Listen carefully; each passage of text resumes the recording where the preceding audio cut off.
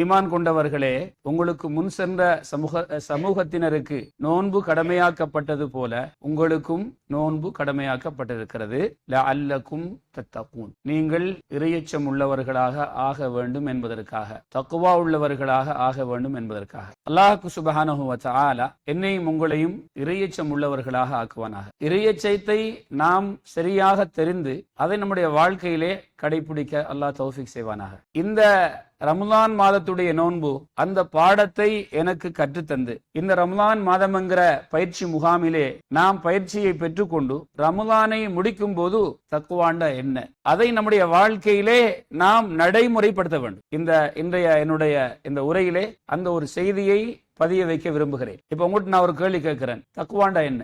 இறையச்சம். இறையச்சம்டா என்ன? தக்குவாவுக்கு டிரான்ஸ்லேஷன் தான் இறையச்சம். தக்குவா அரபி, தமிழ்ல இறையச்சம். தக்குவாண்டா என்ன, இறையச்சம்டா என்ன? நம்ம நிறைய சொல்லுவோம், அவரோட தக்குவாதாரி, இவர் தக்குவா இல்லாதவர். என்ன யாராவது சொல்லுவீங்களா? யாருமே இல்லையா? தக்குவாண்டா ரொம்ப சிம்பிள். இதுக்கு இமாம்கள் பல விளக்கங்களை சொல்லிருக்கிறாங்க. அது எல்லாத்தையும் ஒன்று சேர்க்கக்கூடிய சுருக்கமான விளக்கம் என்னவென்றால், அல்லாஹ் ஏவியவைகளில் முடியுமானவைகளை செய்வது, அல்லாஹ் தடுத்தவைகளை முற்றாக தவிர்த்து கொள்வது. இதான் தப்பு. அல்லாஹ் சொல்றான், நோன்பு உங்களுக்கு கடமையாக்கப்பட்டிருக்கிறது, முன் சென்ற சமூகத்தினருக்கு கடமையாக்கப்பட்டது போல லஅல்லக்கும் தத்தகூன், நீங்கள் தக்குவா உள்ளவர்களாக ஆக வேண்டும் என்பதற்காக இந்த நோன்பு இருக்கிறதே, உண்மையில் அதை நமக்கு என்ன செய்கிறது? கற்றுத் தருகிறது. நான் கற்றுக்கொள்ள வேண்டும். சடங்கு சம்பிரதாயமாக நோன்பு நோக்க கூடாது என்று பலரை பார்க்கிறோம். சடங்கு சம்பிரதாயமாகவே மார்க்கத்தை செய்து கொண்டு கழித்து கொண்டு கடந்து கொண்டு சென்று கொண்டிருக்கிறார்கள். உதாரணத்திற்கு, நாம் யாருடைய உள்ளத்தில் இருப்பதை அறிய முடியாது. அந்த மார்க்ஸ் போடுற வேலை நமக்கு இல்ல, அது அல்லாஹ்வுக்குரியது. நோன்பு காலத்துல பார்த்தா பொதுவாகவே உலகளாவிய ரீதியிலே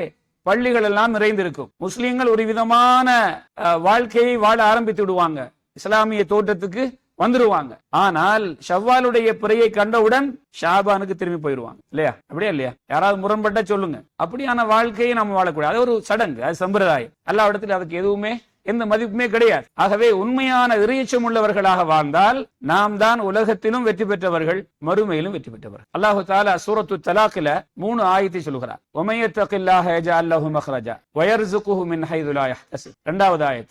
இந்த சொல்லப்பட்டது 2 ஆயத்துகள். அடுத்த செய்தி வமயத்தகில்லாஹ யஜஅல் லஹு மின் அம்ரிஹி யுஸ்ரா. அடுத்த ஆயத்து வமயத்தகில்லாஹ யுகஃபிர் அன்ஹு ஸய்யிஆதிஹி வயுஅஸிம் லஹு அஜ்ரா. யார் அல்லாஹ்வுக்கு அஞ்சி நடக்கிறார்களோ, இறையச்சம் உள்ளவர்களாக வாழுகிறார்களோ, அவர்களுக்கு அல்லாஹு தஆலா அவருடைய கஷ்டங்களிலிருந்து வழியாகும் வாசலை திறந்து கொடுப்பான். நினையாத பொருட்டிலே ரிஸ்க் வழங்குவான். இது முதல் செய்தி. இரண்டாவது செய்தி, யார் உண்மையான இறையச்சம் உள்ளவர்களாக வாழுகிறார்களோ அவருடைய காரியங்களை அல்லாஹு தஆலா இலகுவாக்கி கொடுப்பான். இது உலகத்திலே. இந்த 2 செய்தியும் உலகத்திலே. மூணாவது செய்தி சொல்கிறான் அல்லாஹ் சுப்ஹானஹு தஆலா, யார் அல்லாஹுக்கு முற்றிலும் இறையச்சம் உள்ளவராக வாழுகிறாரோ அவருடைய பாவங்களுக்கு அதை பரிகாரமாக ஆக்குவான். அவருடைய நன்மைகளை அல்லாஹு தஆலா அதிகமாகி கொடுப்பான் மறுமையில. ஆக உலகத்திலும் மறுமையிலும் வெற்றி பெற வேண்டும் என்றால் நாம் இறையச்சம் உள்ளவர்களாக வாழ வேண்டும். இறையச்சம் என்றால் என்ன? ஏவல்களில் முடியுமானதை செய்வது, விலக்கல்களை முற்றாக தவிர்த்து கொள்வது. ஏவலை பொறுத்தவரையில் எல்லாருக்கும் ஏவல் சமமாக இருக்காது. ஏவல் வித்தியாசம். ஜகாத்து கொடுங்க, எல்லா மூமின்களும் எல்லா முஸ்லிம்களும் ஜகாத்து கொடுக்க வேண்டுமா? இல்லை. யாருக்கு அந்த பணம் இருக்கிறதோ, வசதி இருக்கிறதோ அவர்தான் கொடுக்கணும். ஹஜ்ஜி செய்யுங்க, எல்லாரும் ஹஜ்ஜி செய்யணுமா? இல்லை. யாருக்கு பணம் இருக்கிறதோ, வசதி இருக்கிறதோ அவர்தான் செய்ய வேண்டும். அது அல்லாத முஸ்லிம்கள் இந்த 2 கடமைக்கு உள்ள வரமாட்டாங்க. அப்ப இதுவும் ஏவல் தான். அப்ப இறையச்சத்தை ஏவலில் எப்படி செய்வது? முடியுமாக இருந்தால். ஆனால் உண்மையிலே ஒருவருக்கு முடியுமாக இருந்தும் எனக்கு முடியாது என்று நடித்தார் என்றால் அவர் இப்படி ஓடுவார் அல்லாஹ்விடத்திலே. உண்மையில் அவருக்கு முடியலன்னா அந்த ஏவலுக்குள் அவர் வரமாட்டார். விலக்கப்பட்ட விஷயத்திலே ஸல்லல்லாஹு அலைஹி வஸல்லம் சொன்னார்கள், ஏவல் விஷயத்திலே, இத அமர்த்துக்கும் பிஷைஇன், உங்களுக்கு ஒரு விஷயத்தை கொண்டு நான் ஏவினால் ஃபஅது மின்ஹு மஸ்ததஅதும், நீங்கள் அதிலே முடியுமானதை செய்யுங்கள். இரண்டாவது பகுதி தக்வாவிலே, வைதா நஹைதுக்கும் அன் ஷைஇன், ஒன்றை நான் தடுத்தால் ஃபஜ்தனிபு, அதை நீங்கள் ஏலுமண்டா விடுறது, ஏலாட்டி செய்யறதுங்கிற கிடையாது, விலக்கல்ல. ஃபஜ்தனிபு, அதை முற்றாக தவிர்த்து கொள்ளுங்கள். அன்புள்ள தாய்மார்களே, சகோதர சகோதரிகளே, இந்த 2 பகுதிகளில் நான் எத்தனை வீதம் இதை முழுமைப்படுத்தியிருக்கிறேன், அதை ஒவ்வொருவரும் உங்களுடைய நஃப்ஸோட கேள்வி கேட்டு அதை முழுமைப்படுத்துவதற்கு முயற்சி செய்யுங்கள். நோன்பை பொறுத்த வரையிலே இந்த பாடத்தை எனக்கு சரியாக கற்றுத் தருகிறது. நோன்புடைய நேரத்திலே ஃபஜ்ருடைய தொழுகையிலிருந்து ஃபஜ்ருடைய அதான்ல இருந்து மக்ரிபுடைய அதான் வரைக்கும் எதையும் சாப்பிடக்கூடாது, எதையும் குடிக்க கூடாது, இல்லறத்தில் ஈடுபடக்கூடாது. இந்த 3ஐயும் தடுத்துக் கொள்ளணும். இந்த 3ல ஏதாவது ஒன்றை செஞ்சா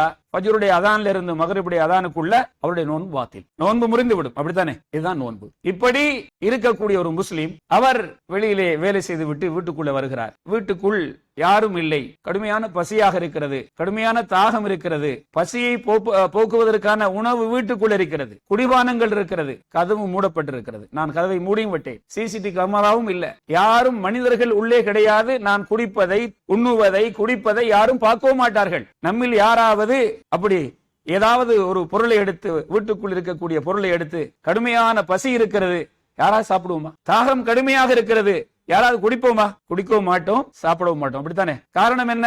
கடமையாக்கினவன் பார்த்துக்கிட்டு இருக்கிறான். இந்த நோன்பை கடமையாக்கியவன் பார்த்து கொண்டிருக்கிறான். குலு வஷ்ரபு ஹத்தா யதபையன லகுமுல் கைத்துல் அபியது மினல் கைத்தில் அஸ்வதி மினல் ஃபஜ்ர். கருப்பு கயிறுக்கும் வெள்ளை கயிறுக்கும் தெளிவு வரும் வரைக்கும் என்ன செய்யுங்க? சாப்பிடுங்க. அப்படி என்றால் இரவு என்கிற கருப்பும் ஃபஜ்ருடைய உதயம் வரும்போது வெண்மையும், கருப்பு போய் வெண்மை வந்து விட்டால் அது வரைக்கும் சாப்பிடுங்க. சும்மா அச்சிம்மு சியாம இலல்லை, பிறகு அந்த ஃபஜ்ர்ல இருந்து இரவு வரைக்கும், மக்ரிப் வரைக்கும் நீங்க என்ன செய்யுங்க? உங்களுடைய நோன்பை முழுமைப்படுத்துங்கள். இந்த நேரத்திலே நாம் தனிமையில் இருந்தாலும் யாரும் என்ன செய்யறதில்ல? எதையும் சாப்பிடுவதில்லை, எதையும் குடிப்பதில்லை. தன்னுடைய சொந்த மனைவியோடு கூட அந்த பகுதிக்குள் நாங்கள் இல்லறத்தில் ஈடுபடுவதும் இல்லை. இந்த மூணுல நடந்தால் அவருடைய நோன்பு என்ன? பாத்தில். சுபஹானல்லாஹ். இதுதான் இறையச்சம், இதுதான் இறையச்சம். இந்த நிலைப்பாடு என்னுடைய வாழ்க்கையிலே நோன்பில் மட்டுமல்ல, ரமலானுடைய பகல் நேரத்தில் மட்டுமல்ல, என் வாழ்க்கை முழுக்க ஒரு கடமையை நான் சந்திக்கும் போது அங்கே இந்த உணர்வு வர வேண்டும். இதை கடமையாக்கியவன் பார்த்து கொண்டிருக்கிறான், நான் இதை செய்ய வேண்டும். சரியாக ஒரு ஹராத்தை செய்யக்கூடிய வாய்ப்பு நமக்கு வரும்போது, நாம் அதை சந்திக்கும் போது அங்கே இந்த உணர்வு வர வேண்டும். இதை தடுத்தவன் பார்த்துக்கிட்டு இருக்கிறான். இதை நான் செய்தேன் என்று சொன்னால் என்னை குற்றம் பிடிப்பார். அங்கே நாம் அதை செய்யக்கூடாது. இப்படியான ஒரு வாழ்க்கை நம்மிடத்தில் வர வேண்டும் என்பதற்கு உங்களுக்கு நோன்பு கடமையாக்கப்பட்டிருக்கிறது என்று அல்லாஹ் ரப்புல் ஆலமீன் சொல்லக்கூடிய அந்த லஅல்லக்கும் தத்தகுன நாங்க பிராக்டிகலாக நடைமுறையிலே செய்து முடிக்கிறோம். இதை, இந்த நோன்பை நான் சரியாக பிடித்தேன் என்பதை என்ற வாழ்க்கை முழுக்க இந்த பாடத்தை நான் என்ன செய்ய வேண்டும்? அமுல்ல கொண்டு வர வேண்டும். இதுதான் நிறைய. தொழுகைக்கு வாங்க சொல்லப்படுகிறது. அது ரம்ஜான் மாதமாக இருக்கட்டும், ரம்ஜான் அல்லாத மாதமாக இருக்கட்டும், நோன்பை கடமையாக்கி இறைவன் பார்த்து கொண்டிருக்கிறான் என்று பகல் நேரத்தில் உண்ணாமல் குடிக்காமல் இருந்த அந்த உணர்வு தொழுகைக்கு பாங்கு சொல்லப்பட்டால் அது எந்த மாதமாக இருக்கலாம், அது எந்த தொழுகையாக இருக்கலாம், நாம் எங்கும் இருக்கலாம், என்னுடைய உள்ளத்திலே இந்த அச்சம் வர வேண்டும். இதை கடமையாக்கியவன் பார்த்து கொண்டிருக்கிறான். ஆண்கள் பள்ளிக்கு வரணும், அந்த முதல் ஜமாத்தோட சேர்ந்து தொழணும். பெண்கள் அவர்களுடைய வீடுகளில் ஆரம்ப நேரத்தில் தொழ வேண்டும். முடியாத பட்சத்தில் தான் அந்த வக்து, அடுத்த வக்து வருவதற்கு முதல்ல தொழணும். ஆகவே தொழுகையில தக்குவா வர வேணும். ஜகாத்துக்கு தகுதி உள்ளவராக நான் ஆகிவிட்டால் என்ன செய்ய வேண்டும்? இங்கே நோன்பை கடமையாக்கியவன் பார்த்து கொண்டிருக்கிறான் என்று உண்ணாமல் குடிக்காமல் பகலில் இருந்த நான் அந்த உணர்வை, அந்த பயிற்சியை ஜகாத்தில் கொண்டு வர வேண்டும். எனக்கு ஜகாத்து கடமையாக கூடிய அளவுக்கு பொருள் வந்து விட்டது, வருடமும் முடிந்து விட்டது, இப்ப நான் ஜகாத்து கொடுக்க வேண்டும் என்றால் நீங்கள் ஒரு கவலையும் பண்ணக்கூடாது. இங்கே ஷைத்தான் உங்களுக்கு என்ன செய்வான்? வறுமையை கொண்டு எச்சரிப்பான். காசு குறைஞ்சு விடும், அடுத்த ப்ராஜெக்ட் செய்ய இயலாத உனக்கு என்ற பயத்தை எல்லாம் தருவான். அல்லாஹ் சொல்லுகிறான், யஐதுக்கும் பில் ஃபக்ர், வறுமையை கொண்டு எச்சரிப்பான். அங்கே நோன்புடைய பயிற்சி அங்க வரணும், ஹஜ்ஜில வரணும். இது போன்று நமக்கு கடமையாக்கப்பட்டவர்கள் எத்தனை இருக்கிறதோ அத்தனை விஷயத்திலும் இந்த பயிற்சி வர வேண்டும். அதே போன்று ஒரு ஹராத்தை செய்வதற்கு வாய்ப்பு கிடைக்கிறது என்று வைத்துக் கொள்ளுங்கள். அங்கே ஷைத்தான் நம்மை என்ன செய்வான்? தூண்டுவான், ஆசைப்படுத்துவான். இதை செய், கண்ணுக்கு குளிர்ச்சி இருக்கிறது, காதுக்கு இன்பம் இருக்கிறது, நாவுக்கு ருசி இருக்கிறது, உனக்கு பணத்தை அதிகமாக தேடிக்கொள்ளலாம், ஹராம் ஹலால் எல்லாம் பார்க்க கூடாது, வியாபாரத்தில எல்லாம் மிக்ஸ் பண்ணி செய்ய வேண்டும், அப்பதான் பணக்காரராக ஆக முடியும் என்ற ஆசை வார்த்தைகளை காட்டுவான். இங்கே தனிமையில் இருந்தாலும் அல்லாஹ் பார்த்து கொண்டிருக்கிறான் என்று சாப்பிடாமல் குடிக்காமல் நான் என்னை பாதுகாத்துக் கொண்டேனே, இந்த பண்பு இந்த விஷயத்தில் வர வேண்டும். ஒருமுறை ரசூலுல்லாஹி ஸல்லல்லாஹு அலைஹி வஸல்லம் அவர்கள் ஒரு பஜாருக்கு போறாங்க. அங்கே ஒரு தானியம் குவியல் இருக்கிறது. அரிசாக இருக்கலாம், பருப்பாக இருக்கலாம், கடலையாக இருக்கலாம், ஒரு தானிய குவியல். அதிலே ஸல்லல்லாஹு அலைஹி வஸல்லம் தன்னுடைய கைய உள்ளுக்கு போடுறாங்க. மேல் பக்கம் காய்ந்து இருக்கிறது, அடியிலே ஈரம் இருக்கிறது. ரசூலுல்லாஹி ஸல்லல்லாஹு அலைஹி வஸல்லம் கேட்டார்கள், இந்த பொருளுக்குரியவர் யார்? நான் தான் யா ரசூலல்லாஹ். என்ன இது? மேலுக்கு காய்ந்து இருக்கிறது, அடியிலே ஈரம் இருக்கிறது. அதுக்கு அவர் சொன்னார், யா ரசூலல்லாஹ், மழை பெய்ததினால், மழை பெய்த காரணத்தினால் தண்ணி கீழே இறங்கி இருக்கிறது. ஸல்லல்லாஹு அலைஹி வஸல்லம் சொன்னார்கள், அதை தனியாக பிரித்து வைக்கலாமே. காய்ந்தது இந்த பகுதியில் இருக்கிறது, இந்த பகுதியிலே உள்ளது மழைப்பட்ட ஈரமானது. காய்ந்ததுக்கு விலை கூட, ஈரத்துக்கு விலை குறைய, ரெண்டையும் மிக்ஸ் பண்ணி இருக்கிறீங்க. மன் கஷனா ஃபலைஸ மின்னா. இது மோசடி. இப்படி செய்வது எங்கட சுன்னத் இல்ல, என்னுடைய வழிமுறை இல்ல என்று அங்கே ஸல்லல்லாஹு அலைஹி வஸல்லம் இறையச்சத்தை சொல்லிக் கொடுக்கிறாங்க. நான் இங்கே பொதுவாகத்தான் கேட்கிறேன். உங்களில் வியாபாரிகள் இருப்பீர்கள், அல்லது இப்ப மழை பெய்யுது வெள்ளாம வெட்டிக்கிட்டு வந்து நெல்லுகளை காய வச்சுக்கிட்டு இருக்கிறாங்க. காஞ்ச நெல்லுக்கு தான் இந்த ரேட், ஈரமான நெல்லுக்கு இந்த ரேட். அல்லது சில நெல்லுகள் இருக்கிறது கருப்பு கடல்ல இருக்கும், அதை யாருமே வாங்க மாட்டேன்னு சொல்லுவாங்க. என்ன செய்யறது? 10 மூடைக்குள்ள இதுல ஒரு மூடை போட்டுறது. 10 மூடை நல்ல நெல்லு, அதுக்குள்ள இந்த கருப்பு நெல்லு அல்லது இந்த காயாத நெல், ஈரமுள்ள நெல். 11 மூடையில ஒரு மூடை என்ன ரிஷ், மோசடி. இங்க இந்த தக்குவா எங்க போயிடுச்சு? காய்ந்த நெல்லுக்கு 8000, ஈரமுள்ள நெல்லுக்கு 6000. அப்படி விண்ணுங்க, அதுல வரக்கத். இங்கே இறைச்சம் வர வேண்டும். மீன் விற்கக்கூடிய வியாபாரிகள் சிலர், எல்லாரும் அல்ல, ஐஸ்ல போட்ட மீனை கடல் மண்ணில் பிரட்டி, இது கரவல மீன், இன்றைக்கு பிடிச்ச மீன். இப்ப நோம்பு பிடிச்சவர் இவர் நோம்புடைய பகல் நேரத்தில் சாப்பிடவும் இல்ல, குடிக்கவும் இல்ல, ஆசையும் கட்டுப்படுத்தினார். ஏன்? அல்ல பார்த்துட்டு இருக்கிறான். இந்த மீன்ல, ஐஸ்ல போட்ட மீன்ல, 2 நாளைக்கு முன்னால் உள்ள மீன்ல கடல் மண்ணில் புரட்டி இத கரவல மீன் என்று வித்தா இதை அல்லாஹ் பார்க்க மாட்டானா? இது அல்லாஹ் தடுக்கவில்லையா? அன்புள்ளவர்களே, இறையச்சம் என்ற ஒன்று என் வாழ்க்கை முழுக்க வர வேண்டும். இதை நாங்கள் கற்றுக்கொண்டால் இந்த ரமலான் மாதத்திலே இந்த நோன்பு மாதத்தில் நான் நோன்பு பிடிப்பதற்கு அல்லாஹ் தந்த இந்த பாக்கியத்தை சரியாக கற்றுக்கொண்ட ஒரு நல்ல மனிதராக அல்லாஹ்விடத்தில் கணக்கிடப்படுவேன். சென்ற வருடம் நோன்பு பிடித்த எத்தனையோ பேர் இந்த வருடம் இல்ல. நான் உயிருடன் இருக்கிறேன். இந்த நோன்பை வீணாக்கிடக்கூடாது. இந்த நோன்பை சரியாக பிடித்து இந்த பண்பை பெற்றுக் கொண்டால் சுப்ஹானல்லாஹ், அதற்குரிய நன்மைகளை சொல்வதற்கு எனக்கு இங்க நேரம் இல்ல. நான் நம்முடைய கடிகாரத்தை பார்த்து தான் பேசிக்கிட்டு இருக்கிறேன். ஏன்னா உண்மையிலே நாங்க பல வேலை உள்ளவர்கள். நாளைக்கு நோன்பு பிடிக்கணும், வேலை இருக்கிறது, தூங்கணும், தஹஜ்ஜுத் தொழணும், நீட்ட வரவில்லை. ஆக அந்த நோன்புக்கு சொல்லப்பட்ட நன்மைகளை நீங்கள் பல அறிஞர்கள் மூலமாக ஹுத்பாக்களில், பயான்களில் நேரடியாக நீங்கள் பல குர்ஆன் வசனங்களை, ஹதீஸ்களை படித்து விளங்கி இருப்பீர்கள். அந்த நன்மை கிடைக்கணும்டா இந்த வடிவத்தில் நம்ம ஓடி. அப்ப இறையச்சத்தை இந்த நோன்பு மூலமாக எங்களுடைய வாழ்க்கையிலே காலம் காலமாக மௌத்தாகும் வரைக்கும் இன்ஷா அல்லாஹ் கடைபிடிப்போம். இது முதலாவது செய்தி. இரண்டாவது செய்தி, ஸல்லல்லாஹு அலைஹி வஸல்லம் ஹதீஸுல் குத்ஸி என்று சொல்லக்கூடிய ஹதீஸிலே, புகாரி முஸ்லிமிலே பதியப்பட்ட செய்தி. ஸல்லல்லாஹு அலைஹி வஸல்லம் சொன்னார்கள், வஸ்ஸியாமு ஜுன்னா, நோன்பு என்பது ஒரு கேடயம். அப்படி என்றால் போரில் கலந்து கொள்ளக்கூடிய ஒரு போர் வீரன் எதிரியின் வாழ்வெட்டு, எதிரியுடைய அம்பு, எதிரியுடைய ஈட்டி தன்னிடத்தில் தன்னுடைய உடம்பிலே பட்டுவிடக்கூடாது என்பதற்காக பாதுகாப்புக்காக வைத்திருக்கக்கூடிய ஒன்றுதான் கேடயம். இங்க ஸல்லல்லாஹு அலைஹி வஸல்லம் அந்த செய்தியை நோன்புக்கு சொல்றாங்க. அப்படி என்றால் நோன்பு நோற்றவர் அவர் பாவம் செய்யாமல் தன்னை அந்த நோன்பு தடுத்துக் கொள்ளும் கேடயமாக ஆக்க வேண்டும். நோன்பு பிடிச்சா அவர் பாவம் செய்யக்கூடாது, பாவம் எப்பயும் செய்யக்கூடாது. நோன்பு பிடிச்சா பாவம் செய்யக்கூடாது. ஏன்னா நோன்புக்கு எண்ணிலடங்காத நன்மை. ஆதமுடைய மகன் செய்யும் எல்லா அமலும் அவனுக்குரியது, நோன்பை தவிர அது எனக்குரியது, அதுக்கு நானே கூலி கொடுக்கிறேன். தொழுகைக்கு யார் கூலி தந்தது? இப்ப தொழுத தொழுகைக்கு யார் கூலி கொடுத்தது? அல்லாஹ்வா இல்லையா? ஃபமையாமல் மிஸ்கால தர்ரத்தின் ஹைரன் யரா வமையாமல் மிஸ்கால தர்ரத்தின் ஷர்ரன் யரா. நல்ல காரியங்களில் ஆக சின்ன பொருளாக இருக்கக்கூடிய அந்த அணு அளவு நன்மை செய்தாலும் அதையும் நாளை மறுமையிலே கண்டுகொள்வார். அண்ணா அல்லாஹ் கொடுப்பான் கூலி. எல்லா அமலுக்கும் அல்லாஹ் தான் கூலி கொடுக்கிறது. இந்த ஹதீஸ்ல எப்படி சொல்லப்பட்டிருக்குது? ஆதமுடைய மகன் செய்யும் எல்லா அமலும் அவனுக்குரியது, நோன்பை தவிர அது எனக்குரியது. அப்படி என்றால் நோன்புக்கும் அல்லாஹ் தான் கூலி கொடுக்கிறான், அனைத்து அமல்களுக்கும் அல்லாஹ் தான் கூலி கொடுக்கிறான். இந்த ஹதீஸிலே சொல்லப்பட்ட இந்த வாசகம் என்னவென்றால் மற்ற அமலை போன்றதல்ல நோன்பு, அதுக்கு அமல் கூலி வேற. இன்னொரு ஹதீஸ், அதுவும் ஹதீஸ் குத்ஸி. இப்ப சொன்ன ஹதீஸ் புகாரி முஸ்லிமுடைய ஹதீஸ், இப்ப சொல்ல போற ஹதீஸ் சஹீஹ் முஸ்லிமுடைய ஹதீஸ். ஆதமுடைய மகனுடைய எல்லா அமலும் பன்மடங்காக்கப்படுகிறது. ஒரு நன்மையை செய்தால் குறைந்தது 10, அதை அல்லாஹ் சில நேரத்தில் 700 வரைக்கும் பன்மடங்காக்குவான் என்று சொல்லிவிட்டு அல்லாஹ் சொன்னான், இல்ல சௌம, நோன்பை தவிர ஃபஇன்னஹு லீ, அது எனக்குரியது, அதுக்கு நானே கூலி கொடுக்குகிறேன்.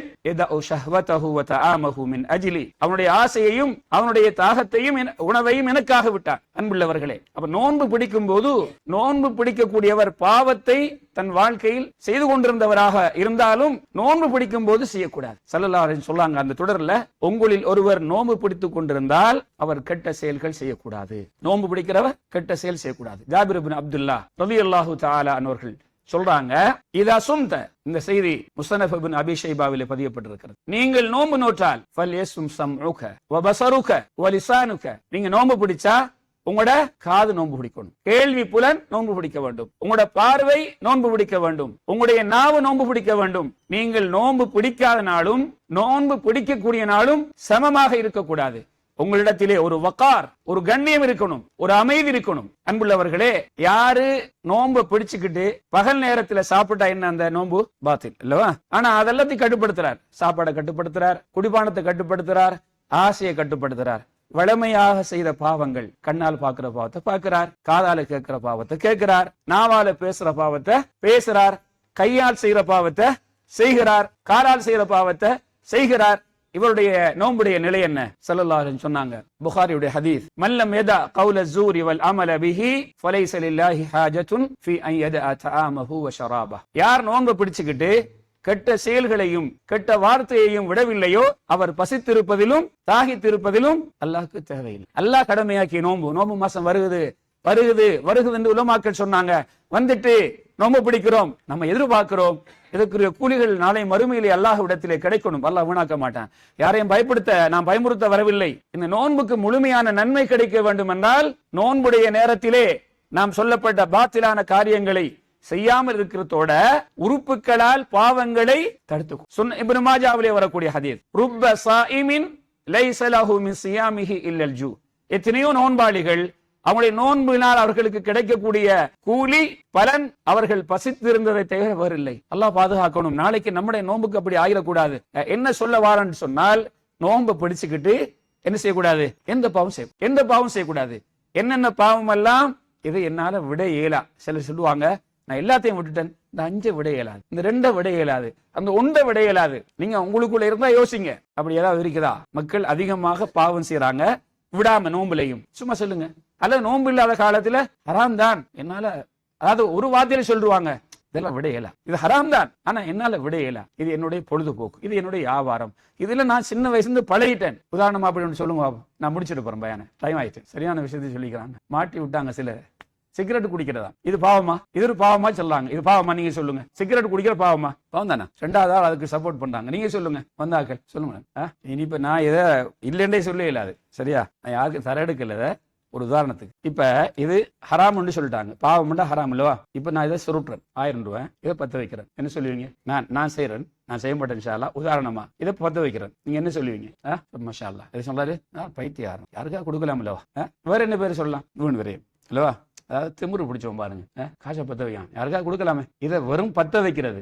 இதுக்கு போய் சிகரெட்டை வாங்கி, பீடியை வாங்கி, அதை பத்த வச்சு இந்த உடம்பு இருக்கக்கூடிய உறுப்புகள் இருக்கிறது விலை மதிக்க முடியாது. சிகரெட் பெட்டியிலே போட்டிருக்கிறான். எந்த கம்பெனியும் சிகரெட் பெட்டியில் கம்பெனி, சிகரெட் செய்யற கம்பெனி, அதை தப்புறதுக்காக நாளைக்கு யாரும் வழக்கு வச்சிடப்படாது குடிச்சுக்கிட்டு. இது என்ன எச்சரிக்கை? என்ன எச்சரிக்கை? இல்ல, அதாவது தஹதீர் ஸஹீஹ், ஹெல்த் மினிஸ்ட்ரியால எச்சரிக்கை. இது குடிச்சா என்னது? கேன்சர் வரும். பேரு கட்டாலே பயமா இருக்குது. எப்படி குடிக்கிறது? இதை வெறுமனே பத்த வச்சாலே இவன் பைத்தியகாரன், இவன் திமிரு பிடிச்சவன். இதை கொடுத்து இப்படிப்பட்ட நச்சு 400 விதமான நச்சு இருக்கிறான் அதுக்குள்ள. அதை எடுத்து விலை மதிக்க முடியாத இந்த உடல்ல அப்படியே எடுத்துக்கிட்டு என்ன செய்றான்? பெரிய பெரிய நடப்பு அடிச்சு என்ன செய்றான்? மூக்கல்ல உடுறான் புகையை, அதோட சேர்த்து டீயை குடிக்கிறான், பெப்சியை குடிக்கிறான். என்னையா சாதனை படைக்கிறாராம். அப்ப அது போய் என்ன செய்யுது? உடல்ல உள்ள உறுப்புகளை எல்லாம் அரித்து விடுகிறது. அப்ப இது நீங்க எப்படி ஹலால்னு சொல்லுவீங்க?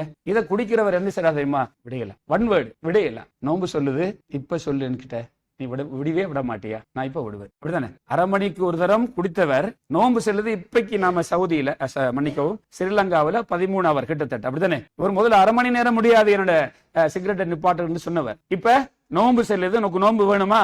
13 அவர் நீ குடிக்கப்படா இல்லவா? நிப்பாடுறாரு தானே? அப்ப நோன்பு 2வது பாடம் படிச்சு தர போது ஷஹ்வா, நான் சில பாவத்துக்கு அடிமையான காரணத்தினால அதை மட்டும் என்ன செய்ய, இவர் எல்லாம் செய்யறாரு. குர்ஆன் ஓதுவாரு, தொழுவாரு, நோன்பு பிடிப்பாரு, ஜகாத் கொடுப்பாரு, எல்லாம் செய்வார். இதை கொஞ்சம் யோசித்தா விட்டுருக்கலாம். ஷைத்தான் அவரை விடல. அந்த இடத்தை அவர் மூளையை மறைத்து வைத்து விட்டான். நோன்பு சொல்லுது, இப்போ உனக்கு நோன்பு தேவை என்றா நீ சிகரெட் 13 அவர் குடிக்க கூடாது. இவர் என்ன செய்யறார்? 13 அவர் கட்டுப்படுறாரா இல்லையா? அப்ப நோன்பு இந்த பாடத்தை எனக்கு செய்யணும், கற்று தரணும். எந்த பாவம் விட முடியாது என்று சொல்லாதே, முடியும். நீ அதை தடுத்து வாழ்ந்துதான் சுவர்க்கம் போக வேண்டும். அதற்கு தான் அல்லாஹ் உலகத்துல படைத்திருக்கிறான். நோன்பு முதல்ல தக்வா படித்து தந்தது, 2வது கஸ்ரு ஷஹ்வா, என்னுடைய ஆசைகளை எல்லாம் நான் கட்டுப்படுத்த வேண்டும். இதையும் நான் கற்றுக்கொண்டுதான் ரமலான் மாதத்தை முடித்துக் கொண்டு வெளியாக வேணும் இந்த பயிற்சி முகாத்தில இருந்து. அன்புள்ள தாய்மார்களே, சகோதர சகோதரிகளே, இப்படிப்பட்ட பண்புகளை நாங்கள் எங்களோட வாழ்க்கையில தொடருவோமா? நான் இன்ஷா அல்லாஹ் சொல்ல நான் கேட்கவே இல்லை உங்களுக்கு. இது ரெடிமேட் இன்ஷா அல்லாஹ். ரெடிமேட் இன்ஷா அல்லாஹ் எனக்கு வேணாம். உள்ளத்தால முடிவெடுங்க. நான் விடுறதா இத்தனை நாளைக்கு ஏமாத்துறது பாருங்க. அல்லாஹு அலம். இதுல இருக்கிற யாராவது இன்றைக்கு ஃபஜ்ருக்கு மேல மௌத்தாகலாம், எழுந்திராதீங்க. சொன்ன மௌத்தாகல எழுதப்பட்டிருந்தா இல்லவா? இப்படிப்பட்ட போதனைகளை கேட்டு கொஞ்சம் மூளைக்கு கொண்டு சேர்த்தா தான் சொல்றாங்க எத்தனை நாளைக்கு இப்படி வாழ்றது, மௌத்து வந்தா என்ன செய்யறது, நான் இதெல்லாம் விடணும் இல்லவா? நீங்க எதையெல்லாம் விட ஏழாண்டு செய்து கொண்டிருக்கிறீர்களோ, பெரும்பாவங்கள்ல சிகரெட் குடிக்கிறதும் பெரும்பாவம் தான் நினைக்கிறீங்களா? ஆகவே இது மாதிரியாக இந்த வாழ்க்கையில சில சறுக்கல்கள் இருக்கும். சில சறுக்கல்கள் 190 ரஹபி ரஹமத்துல்லாஹி அலைஹி அவர்கள் ஒரு கிதாப எழுதியிருக்கிறாங்க, கிதாபுல் கபாயிர், பெரும்பாவம். கிட்டத்தட்ட 73 பாவங்களை அதுல குறிப்பிடுறாங்க. ஒரு சகோதரர் இப்படி ஒரு இடத்துல தர்பியா நிகழ்ச்சியில நாங்கள் பேசிக்கொண்டிருந்தோம் ஜித்தாவில். அவர் இந்தியாவை சேர்ந்தவர். அவர் சொன்னார் அவருடைய வாழ்க்கையை பத்தி, இந்த இதுல இருக்கிறதுல அதிகமான பாவத்தை நான் செஞ்சிருக்கிறேன் இந்த வாழ்க்கையில. சில பாவத்தை செய்யல, எனக்கு செய்யறதுக்கு வாய்ப்பு கிடைக்கலங்கிறதுனால, ஹராத்துக்காக நான் செய்யாம இருக்கல, அது வாய்ப்பு கிடைக்கல. இப்ப சொன்னார், இப்ப இதையெல்லாம் நான் விட்டுட்டு வாழ்றேன், இதெல்லாம் விட்டு வாழ்ந்து கொண்டிருக்கிறேன். நாங்க விட வேணும் மௌத்தாகிறதுக்கு முன்னால எல்லா பாவத்தையும் விட்டவர்களாக, அதுக்கு தௌபா செய்தவர்களாக வாழும்போது என் உயிர் என் உடம்பிலிருந்து எடுக்கப்படணும். அல்லாஹ் எனக்கும் உங்களுக்கும் அதுக்கு சந்தர்ப்பத்தை தந்திருக்கிறான். எனக்கு இப்ப உங்களுக்கு சந்தர்ப்பம் இருக்குது. யாரெல்லாம் மௌத்தானாங்களோ முடிஞ்சு, யாரெல்லாம் இந்த செகண்ட்ல உயிரெடுக்கப்பட்டு கொண்டிருக்கிறதோ அவர்களுடைய வாசல் மூடப்பட்டு விட்டது. தௌபா இல்ல, முடிஞ்சு அவங்களுக்கு. ஸல்லல்லாஹு அலைஹி வஸல்லம் சொன்னாங்க, உங்களில் ஒருவருடைய துவாவை அல்லாஹ் தௌபாவை ஏற்றுக்கொள்வான், தொண்டை குழிக்கு ரூஹ் வராம இருக்கும் காலம் எல்லாம் வந்துட்டு அவருக்கு வாசல் மூடப்பட்டு விடும். எனக்கும் உங்களுக்கும் வாசல் திறந்திருக்குது. அப்படிப்பட்ட ஒரு சந்தர்ப்பத்தை தந்திருக்கிறான். இந்த இடத்துல என்ன கொண்டு இதை பேச வைத்திருக்கிறான். ஆகவே நானும் நீங்களும் இதையெல்லாம் விட முடியாது என்று என்னையே ஏமாத்தி கொண்டு செய்திருக்கிறேனோ, அதையெல்லாம் இந்த செகண்ட்ல விட்டு யா அல்லாஹ் இனிமேல் எதுக்கும் எனக்கு சம்பந்தம் இல்லை, என்னை மன்னித்து விடுவாய் என்று சொன்னால், இந்த கதவை திறந்து வெளியாகுவதற்கு முன்னால பள்ளியிலிருந்து அந்த பாவத்தை எல்லாம் மன்னிக்கப்பட்டவர்களாக செல்வோம். இந்த வாய்ப்பை நழுக விட்டு விடக்கூடாது என்ற அந்த பிரார்த்தனையோட என்னுடைய இந்த உரையை முடித்துக் கொள்கிறேன். ஆகிரு தஅவானா அல்ஹம்துலில்லாஹி ரப்பில் ஆலமீன். அஸ்ஸலாமு அலைக்கும் வரஹ்மத்துல்லாஹி வபரகாத்துஹு. சுப்ஹானக வ தஆலா.